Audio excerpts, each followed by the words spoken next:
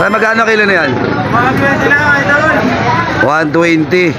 Galo. Ay, shoutout muna kay Papa LJ. Tayo sa Market Zero. Ayan. Nagagawan sa balsa eh. Oh.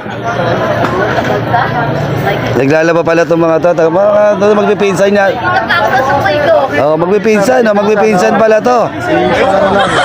Isang partida lang to. Isang partida lang. Ayo, magpipinsan eh. Oh. Mga tagawawa to eh. Tagawawa loob to eh. Ayan, sa mga shoutout sa mga tropang wawa loob. Ayan.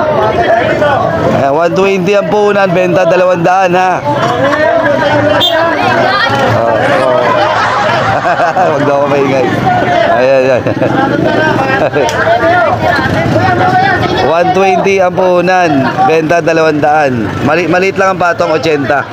Oh my God. Ay, galunggong nabutas yan mga boss. Ayan. Mura yan, mura. At dito sa bilang side, shoutout sa iyo, te. Ayan, shoutout sa iyo, te. Ano tinda mo dyan? Ayan, mga bagaong, bisugo, hipon, alaso, yun. At yun na nga mga boss, dito tayo sa Market Zero. Ayan. Dito maraming cheap na isda, mga mura sa Market Zero. Kaya kung pupunta kayo sa, kung gusto nyo makahanap ng, ng mga mura dito sa Market Zero, pupunta kayo lagi. Tondo Street to, Tondo Street. Ayan.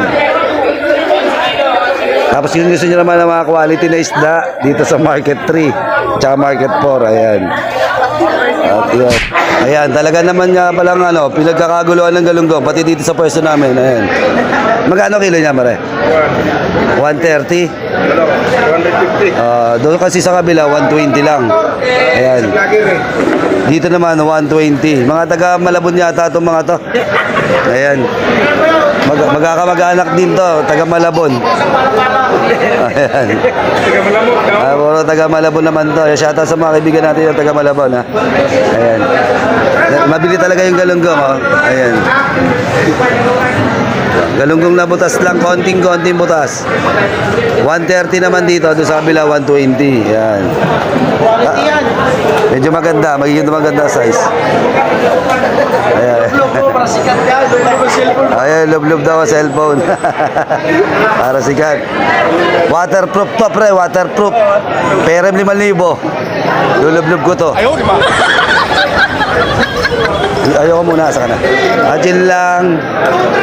Salamat. God bless sa inyo lahat mga boss ha. Ayan. Ito, galunggong na galunggong na balsa. 120 ang puhunan. 200 ang benta. Ayan, 200 ang benta. Ayan. Ang laki ng patong ng mga to. Yun lang mga boss. Bye-bye.